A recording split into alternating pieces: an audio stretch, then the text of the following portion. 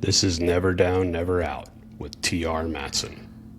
This podcast is about discipline when motivation fades, resilience when things get hard, and showing up when quitting would be easier. No hype, no shortcuts, just the mindset required to build something real. One day at a time. Let's get into it. Welcome back. T.R. Matson, Never Down, Never Out. Thank you again. Every time I bug you at the beginning of these and I say thank you for the support, and I mean it. It's just not fluff, right? I'm not going to be one of those guys that, hey, like, subscribe, share. I genuinely appreciate the people that have followed me through this. 60 days behind us, 60 episodes behind us, and we are going strong. No end in sight, right? So thank you from the bottom of my heart. What started out as a very small goal of recording something for my kids, their kids, etc., has now started to gain some momentum, and I see that momentum. And I couldn't see it without your comments and all that. So thank you again. So let's get on with it. Episode 61. The importance of personal standards. Why must we live our lives with personal standards?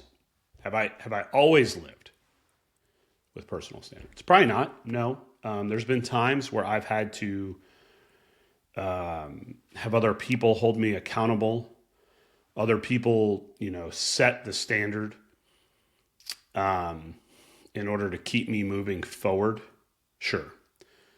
But as I've gotten older and I've looked back over time, I realize it's the times where it was me holding me accountable.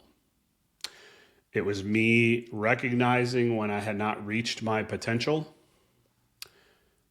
or had not worked to the level that I should have for any particular thing, whether it was a project in school, whether it was at work. When I look back at the times where I kind of just phoned it in, I could see a different outcome. And that is, in my mind, why having a set of personal standards, non-negotiable standards, the minimum, right? What's the saying? If the minimum wasn't good enough, well, good. That's right. If the minimum wasn't good enough, it wouldn't be the minimum. So, set your personal standards to your minimum. And then make sure you achieve that with everything you do, with every project you do, with every day you live. That's your minimum. And the cheat code to life is to have your minimum higher than everybody else's. We all have 24 hours in a day. That's it. You got to sleep some of it. Most of us have to work some of it. We have a lot of things pulling at us. You have to maximize the time that's your time to move forward. Whatever it is you're working on. I don't care. It's relationships, it's weight loss, it's a new skill set, a new job, new career, a degree. It all falls into the same thing. You only have so much time in the day to do that. And that time changes depending on our phase of life. When I was in college, earning a degree was my whole point. That was my whole job, except for when I was working to pay to earn a degree, right? Well, now if I wanted to earn a degree at, approaching 47 years old with 2 kids and a wife and a job, there's a heck of a lot less time in the day for me to work on it, right? So it's way more important for me to have a set of personal standards that when I do work on it, I will hold myself to those standards than it was even back in college, because I had spare time. I could waste more time back then. I don't have time to waste anymore. So it is incredibly important that my personal standards, my minimum, if you will, is set in stone.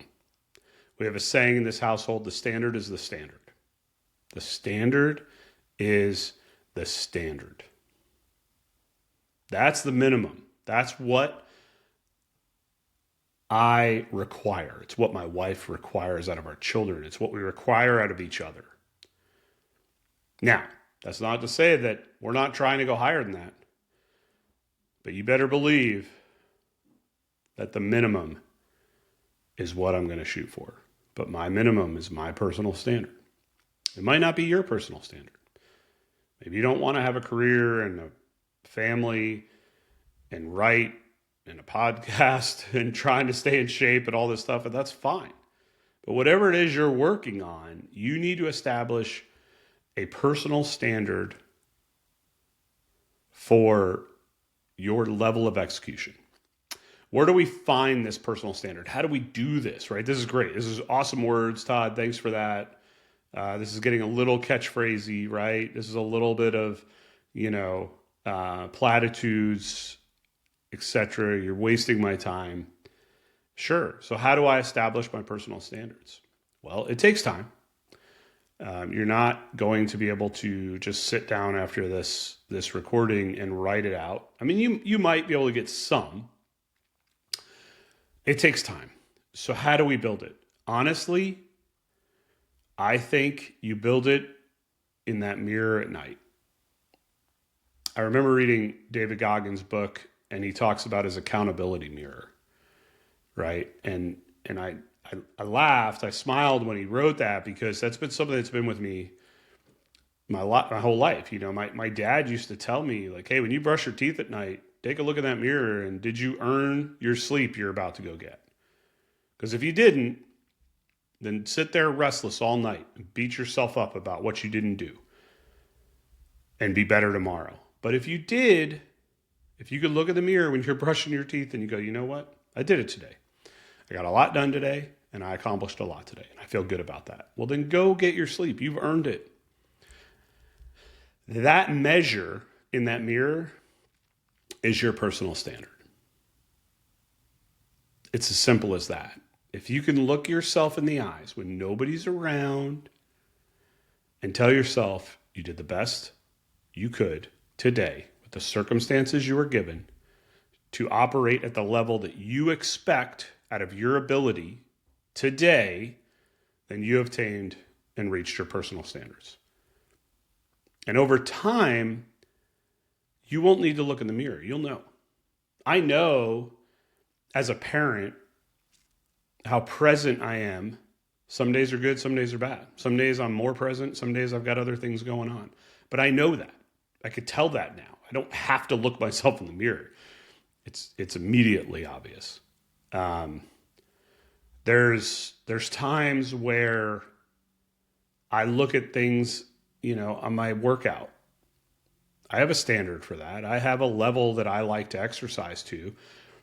And there's times it's very obvious. So I'll finish a long bike or a long row, and I'm like, man, I did not push that as hard as I could. And that doesn't feel good. Nobody finishes a workout where they didn't put in the effort that they could and go, whew, man, I really kind of phoned that one in, but I feel great about it. No, you don't.